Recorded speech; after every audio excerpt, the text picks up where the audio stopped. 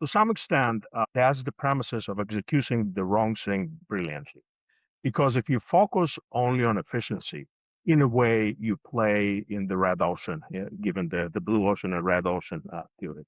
And that's a downward spiral. Welcome back to the Arkaro Insights podcast. This is the show where we help busy business executives thrive in a complex, adaptive world. Our mission on this show is driven by a core principle from Professor Willie Peterson of the Columbia Business School. The organizations that will thrive are those that can learn and adapt faster than the rate of change in the environment. And today we're tackling a blind spot in how many organizations try to achieve that goal of adapting to the world that they find themselves in. My guest today argues that many businesses are delivering brilliant execution of the wrong things. Joining me to unpack is Dov Shenkman. Dov is the CEO of the Atid Group and the author of the recently published Value Centric. His career spans more than 3 decades, leading global supply chains and operations at the highest levels, including major overhauls at Medtronic and Walgreens Boots Alliance.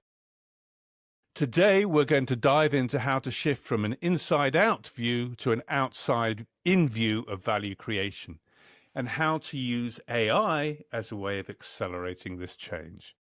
Dov, welcome to the show. Mark, thank you for having me, and I'm sorry it took us so long to schedule it, but I'm really excited to chat with you, and I'm, as you know, very passionate about the subject we're going to be talking about. It's a joint passion, Dov. For context, I came into the world that we're going to talk about of sales and operations planning and integrated business planning as a sales and marketing guy, as a business development guy. And there were bits, of course, that I loved, but I think we'll find that we've got some common ground than what you're proposing. But I've already used terminology, which I'm sure is going to confuse listeners, and things like S&OP, SIOP, integrated business planning. Can we just spend a couple of minutes trying to get our listeners aligned on the conversation today? And Dov, maybe from your perspective, history of what is S&OP, what is IBP, what is it been trying to do? So S&OP stands for Sales and Operational Planning. It's a methodology that evolved in late 70s, early 80s, and basically, the premises of it is that as organizations grow, each function is trying to optimize their objective based on their own KPIs, and you need something to bridge between functions. And basically, this S&OP function is to do exactly that, to take the sales objectives and the operational objectives and align them based on forecast, constraint, and etc. And it is a methodology that was designed in relatively stable world. The 70s, 80s, there were some disruptions, some growth, but more or less it was a relatively stable world. And the main premises of the methodology is efficiency. Is how do you coordinate between sales and operations to create the most efficient plan to satisfy the sales forecast?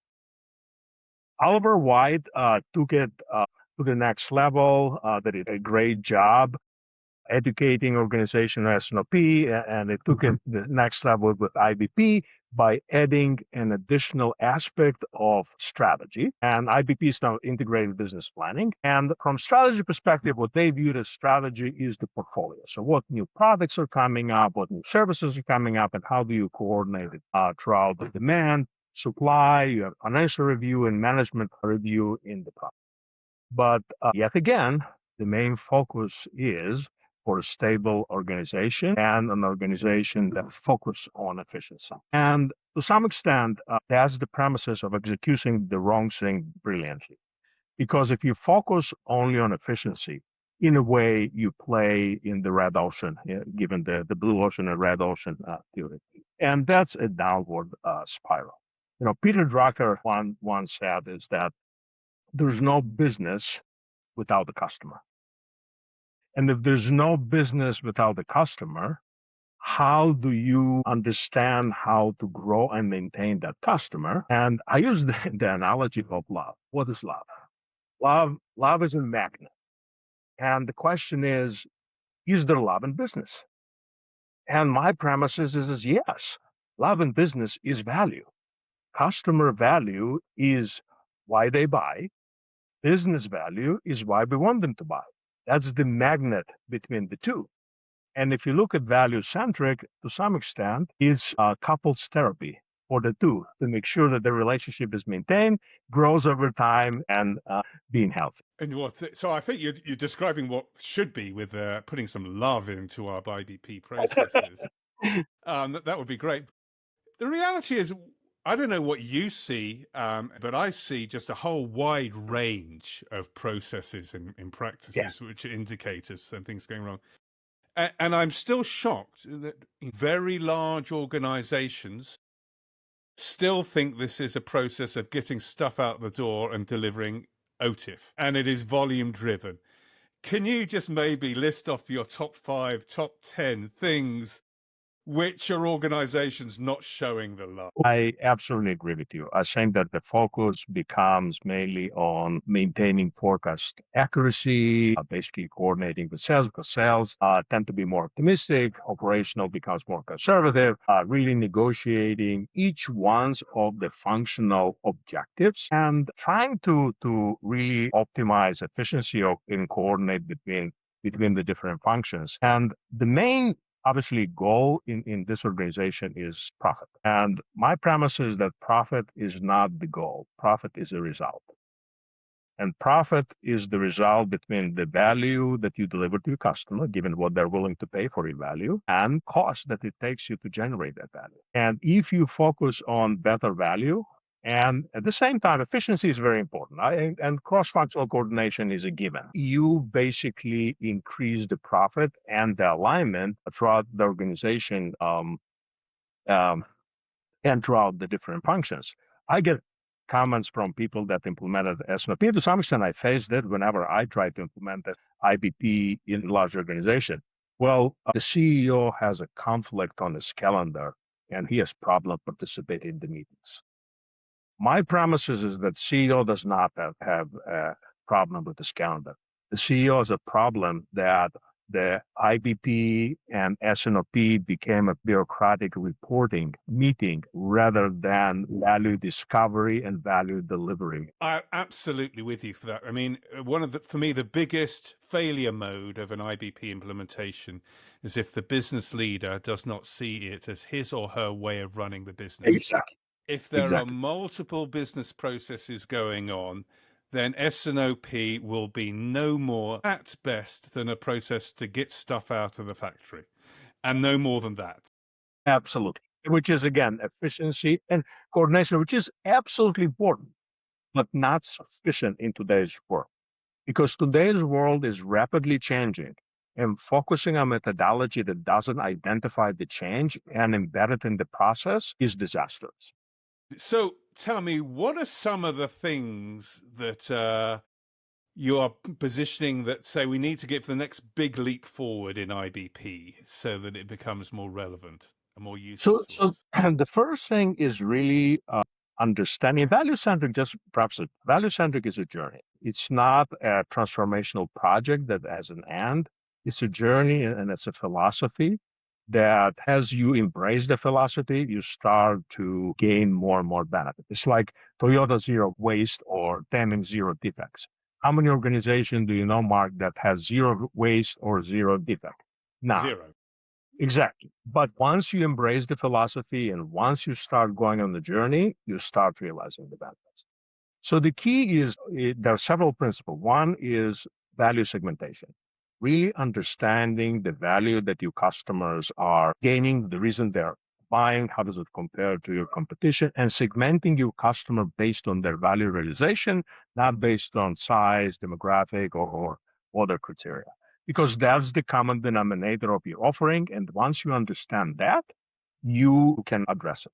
Second principle, understand the segmentation of customers, high value, low value, and the value that your business is realizing on those segments. Now you can have what I call the customer business value metrics, and you start developing different strategies for different customers. For example, the value partners are the ones that have high value from customer and high value from business. You want more of those. You want to understand what are the characteristics of those customers and how to gain more. And the last principle of value centric is capability development. So really, capability is taking time and investment to develop, especially if you want a capability that is a competitive moat or a core competency. Understanding the value proposition, understanding the competitive gap of your value proposition compared to the competition, and deciding how do you want to evolve that, again, playing in the blue ocean as much as you can rather than the red ocean, aligns to help you to identify what capabilities you have to evolve within the organization. And that is now incorporated in the IBP process. So you track that development of those capabilities over time. And as they're being introduced, you see if they change your value equations or not. So many of our listeners are saying, well, Dov, that's obvious. We have needs-based customer segmentation in our organization. I mean, just as we have market-back innovation programs and where we think about the customer needs first. But so often, those are processes that are completely independent, running in parallel to my S&OP IBP process. Getting to sales, yeah. Why? Because people are not stupid. Why has this happened? Because why can we live in this cognitive dissonance of knowing what's the right thing to do, but not putting it all together? I thought a lot about it, and through my transformation with 30 plus years of experience, looked at different things, and value is hard to measure. Understanding value needs and segmenting by value needs is not easy, and there's not a methodology like financial measures, accounting standards, and etc. that you need to follow. That is there. It's something that needs to be developed individually for an organization. And I think that this is one of the reasons, because it's much easier to look at financial KPIs, operational KPI, which, by the way, are reactive rather than proactive. They are lagging indicators that tell you that you have water in your shoes rather than forecasting that the rain is going to come. But it's easier. And that's why the organizations are focusing, and to some extent Wall Street with publicly traded companies are reinforcing it because that's what they're looking at. But the smart analysts are looking at the value. The smart analysts are looking at the value proposition. They are looking at the value differentiation and the capabilities the organization have. I get a lot of private equity and investors asking for interviews. And through their interviews, that's exactly what they're seeking, because that's how they evaluate their investment.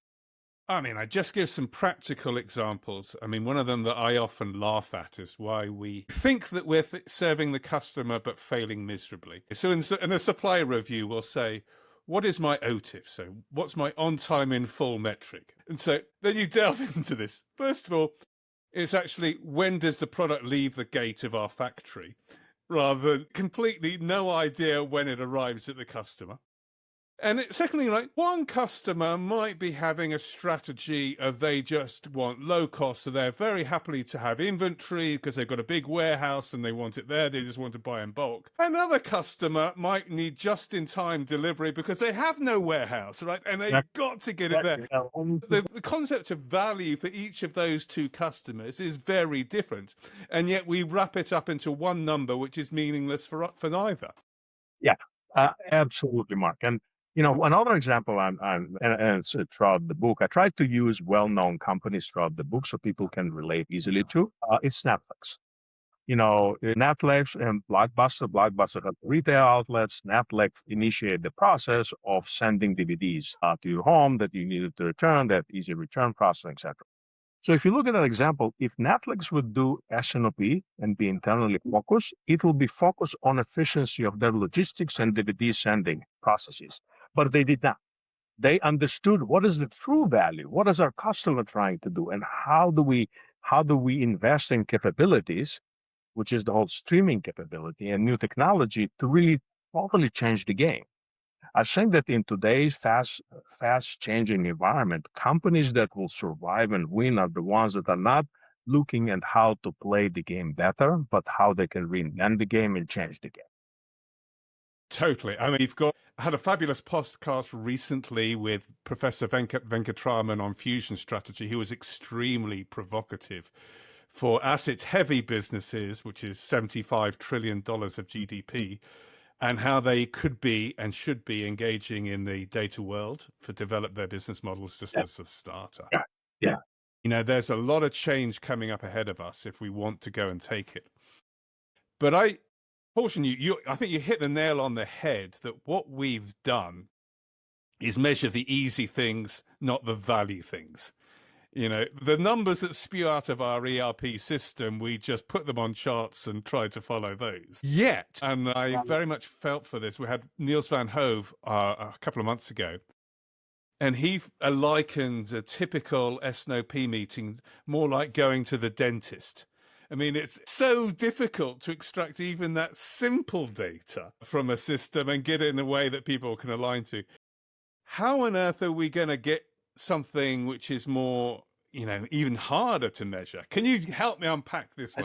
I think it's about to change. And I'm working with some companies that hopefully will change. And the enabler you mentioned at the beginning of our conversation is AI. And the analogy I will use is that, you know, I will date myself, but when I used to go on a trip with my wife, we used to go to AAA in the US and get paper maps and track where you go with your finger to make sure that your trip is progressing. Then we had GPS evolving, which to some extent created the plan on how to go from A to B, and you followed the plan.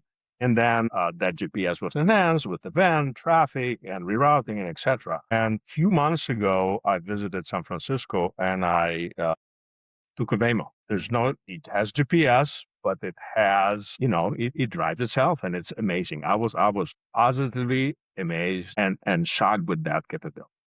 So if you ask yourself, what is the parallel in supply chain? What is the parallel with S&OP? Because of so today organizations, I think, are in between the manual map and the GPS without external data. Mm-hmm. And if with the GPS and with the map, you basically rely on the driver to bridge between the GPS tells them to do to the execution. This is the S&OP process to some extent that tries to navigate different systems. Our systems are fragmented, the data is fragmented, there are competing KPIs, and if you don't have a clear trade-off process, which I claim is value, you are basically having confrontation between functions of who scream faster and who stronger and who can really convince somebody to make a decision. So I think that this reliance on the individual to totally close the gap with partially available information and bridging different systems, different data sets, incoherent data to some extent is about the change.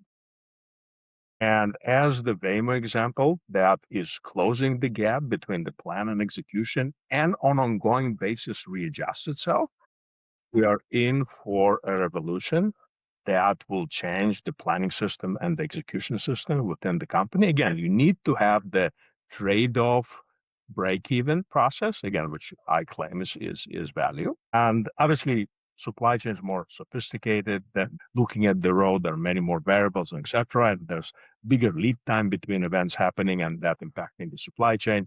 And we'll always have individuals and the individual judgment for the decision.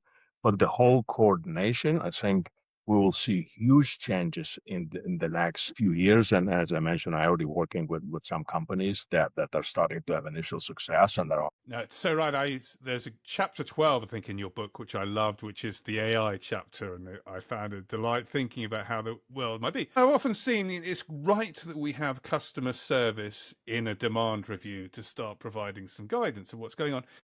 But it's anecdotal at best, and it doesn't really move the needle. You're envisaging a world where we get all of our corporate data systems, our customer complaint systems, the order processing system, the trend analysis coming in And AI taking all of this relatively unstructured data and doing what it is good at is getting insights from unstructured data.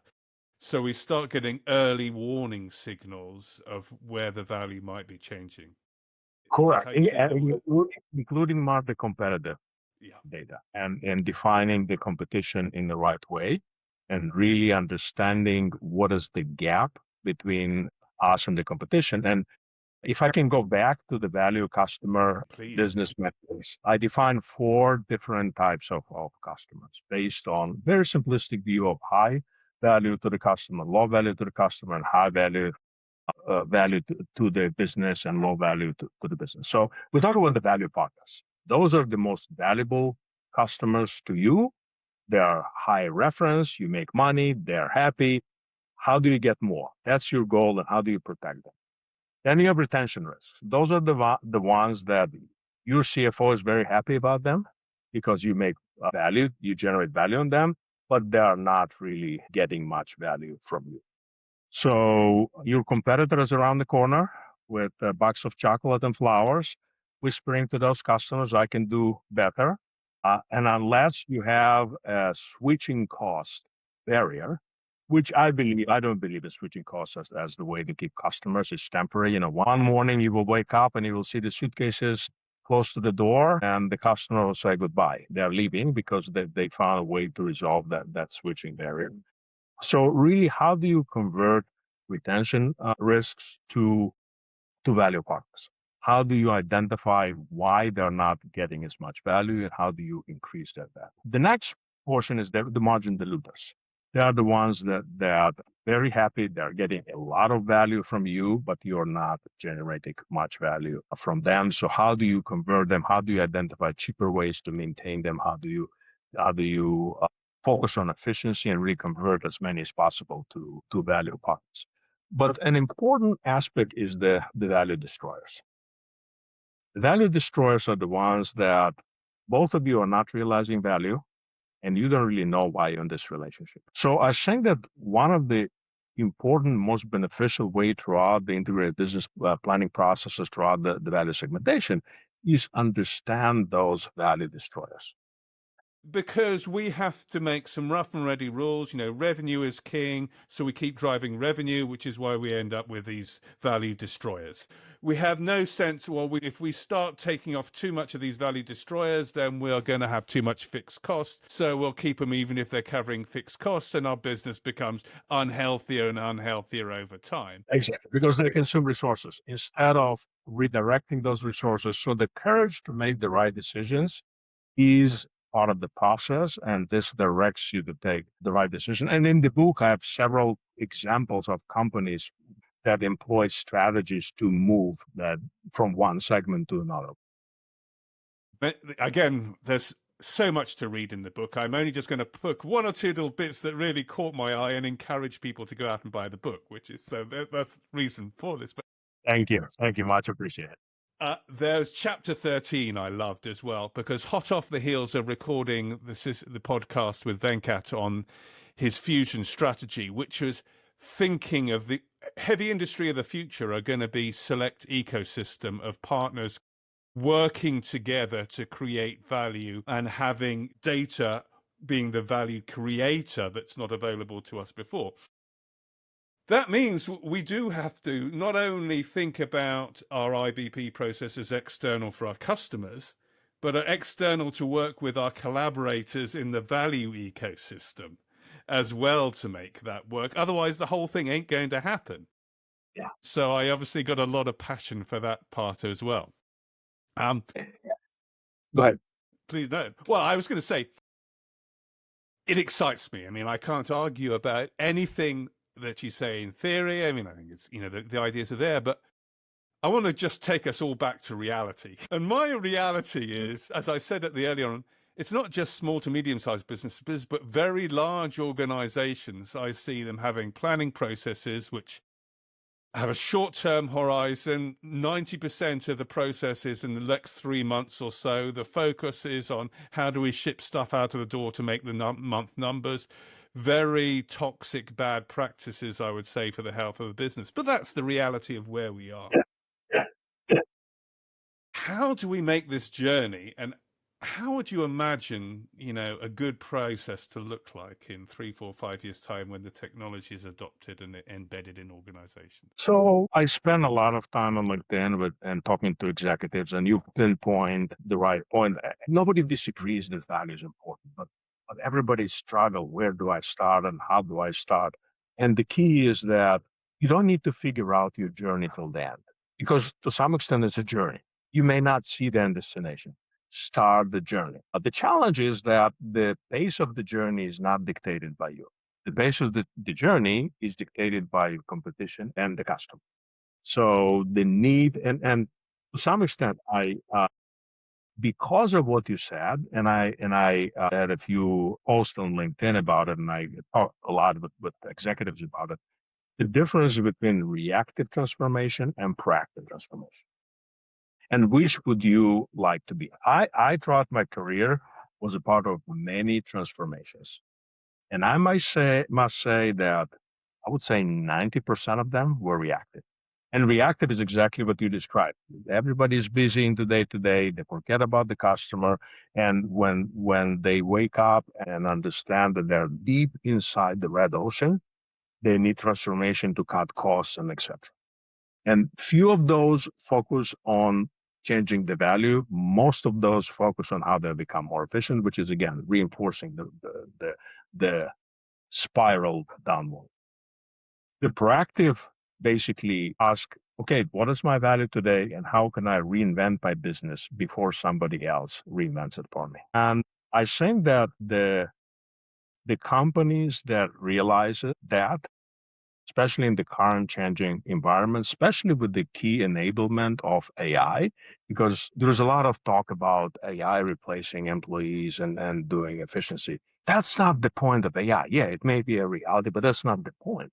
The point is, how do you leverage AI to change the game and create new equation of value to your customer and for yourself? And that's where kind of I'm preaching. Again, it's a paradigm shift. We are in the midst of a paradigm shift, and we are in the midst of an innovation curve shift. I have 30 plus years of experience in my career. The only time that I can recall a similar thing was the dot-com era. This is dot-com on steroids. So I think that executives in the companies and leaders are looking at that and saying, I don't have a choice. I need to have a different way to reinvent my company. Otherwise, I will become obsolete. Startups do not have a choice because if they don't have the right value proposition, they don't have a business. Yeah. I mean, again, this is what I think if I dare I say it, the wiser people and podcast guests like Stephen Wonka are advocating strongly. Right? Okay, there's some cost reduction with AI and some jobs will be lost. But this is an opportunity to redefine what value means Exactly. by redefining how you operate your business. First of all, get clear on how you would love to imagine a new business, a new operating model without the constraints of today. Identify what the bottlenecks are and then put the AI in those bottlenecks. Exactly. And there'll be more. And there's a report that came out this week in the FT. The companies that are investing in AI are also investing in more people. There's a correlation beginning to emerge. It is not a cost reduction phenomenon by those who are doing it well. It is a way to create value. Exactly. Look, not everybody can be a winner. And I hope enough people realize what we just talked about it at a leadership position and really work to change the company. It's not easy. If it will be easy, everybody will be doing it. Change, transformation, leadership, changing the game is not easy, but it's necessary in such a quick changing world. And, I had a conversation with the CEO and we talked about why there are business cycles. Why one year you read about the company, it's a darling of Wall Street, and then the next thing they're in trouble and they're close to bankruptcy. Is exactly for that reason. They took their eye off the mutual value zone, and they allowed their competitive position change, and they're in trouble now. Well, thank you for the stock warning. But I think and on the back of that has been a lot of optimism that you provided and inspiration as well. So if you are listening to this podcast out there, and maybe you're a demand planner, an S&OP leader, a supply chain leader, a product manager, or even maybe a finance manager, and you think, I like the sound of what I'm hearing, and if I get my boss in the corridor for 5 minutes, what would be some of the things that we could talk about to get some of this moving? I think it's just embracing the concept of looking at leading indicators instead of lagging indicators. Being proactive, and value, from my perspective, is the key leading indicator. Because when you realize that your revenue goes down, it's months, if not years, after the value proposition totally changed. So the thing that I would focus is communicate sense of urgency and encourage to start the journey. Because if you start the journey one step at a time, that's why I always tell my team, you don't realize that one day you look back and say, wow, how far did I climb? But you need to. Absolutely. Every journey starts with one small step. You're so right. And just keep doing it one cycle at a time, and the transformation will be there. Yeah, so, absolutely. Dov, can you give everyone the details of your book and your blog and where they can find out more about you?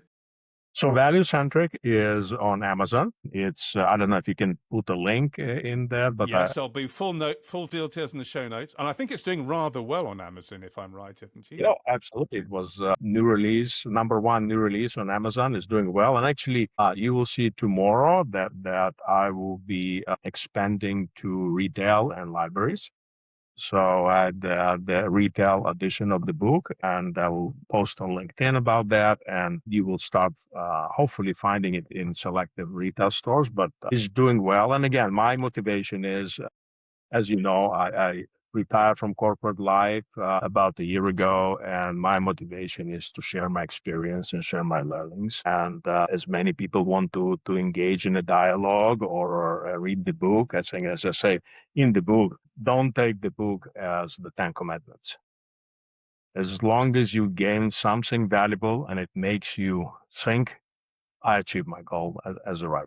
Because my goal is to share my experience and influence, hopefully, if they agree, people thinking. Even if they don't agree, I also influence their thinking. Well, thank you, Dov. Very enjoyable conversation. Let's hope we can inspire a few organizations to take the first steps on their value-centric journey. Thank you. Bye-bye. Thank you. Thanks for having me, Mark. Thanks. Cheers. Thank you. Bye. This podcast is brought to you by Arkaro. To learn more about how Arkaro might help your organization adapt to a changing world, please visit our website, www.arkaro.com.